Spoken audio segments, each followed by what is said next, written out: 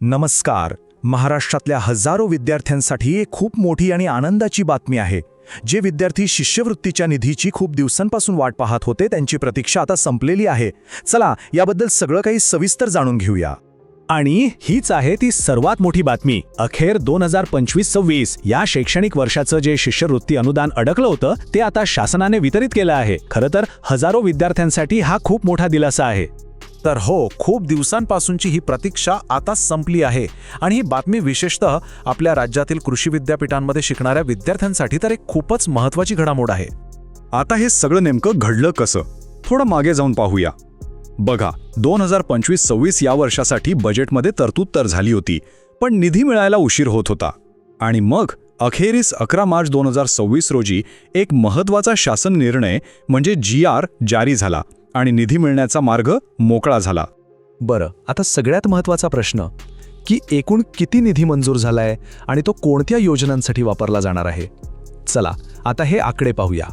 तर एकूण रक्कम आहे तब्बल 32 कोटी रुपये.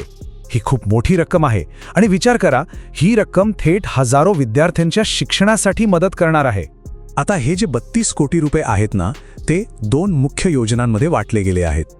यातली पहिली योजना आहे राजर्षी छत्रपती शाहू महाराज शिक्षण शुल्क शिष्यवृत्ती योजना, ज्यासाठी 24 कोटी 20 लाख रुपये दिले आहेत.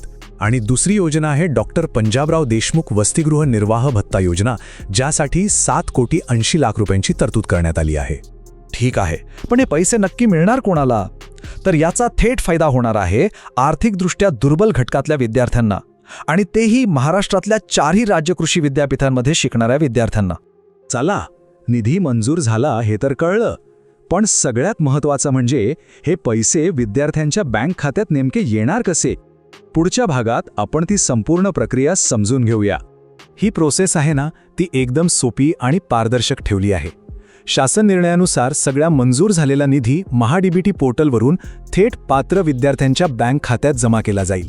म्हणजे काय की मध्ये कोणी नाही, कोणताही उशीर नाही, पैसे एकदम डायरेक्ट विद्यार्थ्यांच्या हातात. तर मग या सगळ्याचा परिणाम काय होणार आहे? ज्या विद्यार्थ्यांना इतके दिवस पैशांची गरज होती त्यांच्यासाठी ही बातमी किती मोठा दिलासा आहे हे आता पाहूया. हे एक वाक्य सगळं काही सांगून जातं, नाही का? जे विद्यार्थी आणि त्यांचे कुटुंबीय कित्येक महिन्यांपासून या आर्थिक मदतीची वाट बघत होते, त्यांच्यासाठी ही बातमी खरंच एक खूप मोठा आधार आहे. आणि जाता जाता एक महत्त्वाचा प्रश्न उरतो की हा निधी विद्यार्थ्यांच्या शिक्षणाच्या प्रवासात नेमकी कशी मदत करेल? पण एक गोष्ट नक्की आहे की या पैशांमुळे अनेक विद्यार्थ्यांना आता कोणत्याही आर्थिक अडचणीशिवाय आपलं शिक्षण पूर्ण करता येणार आहे.